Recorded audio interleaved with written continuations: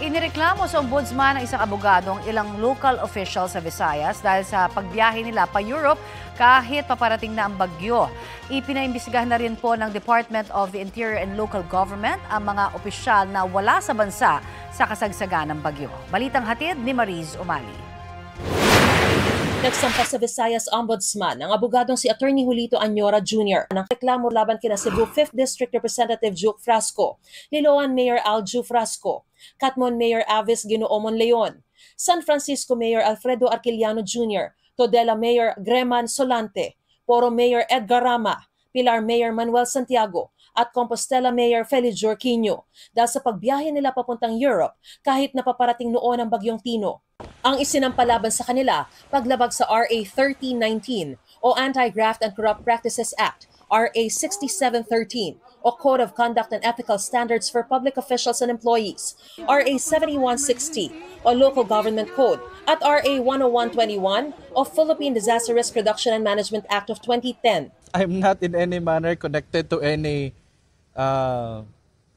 politicians. I filed this on my own judgments because I've seen the incompetence of these public officials, and it is like, I mourned with all of the victims of these typhoons.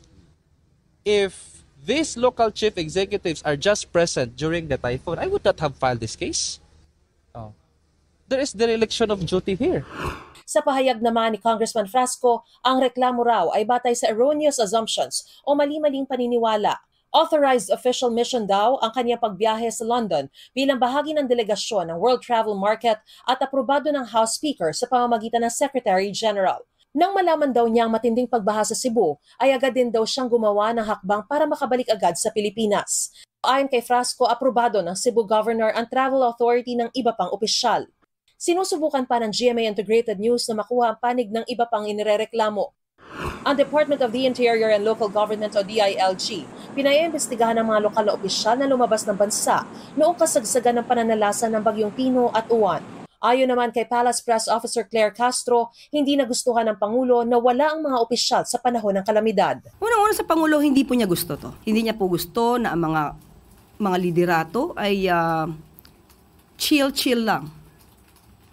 So dapat ang trabaho ay para sa taong bayan. Kasi ang taong bayan umaasa po sa gobyerno, lalo na sa mga gintong klaseng sitwasyon. At hindi pwedeng sabihin lang na chill lang palagi, dahil dapat trabaho, hindi bakasyon. Kinumpirma naman ni Cebu Governor Pamela Baricuatro na inaprubahan niya ang pagbiyahe ng ilang alkalde ng Cebu. Pero aniya, prerogative ng mga opisyal kung itutuloy nila ang biyahe o hindi. Mariz Umali nagbabalita para sa GMA Integrated News.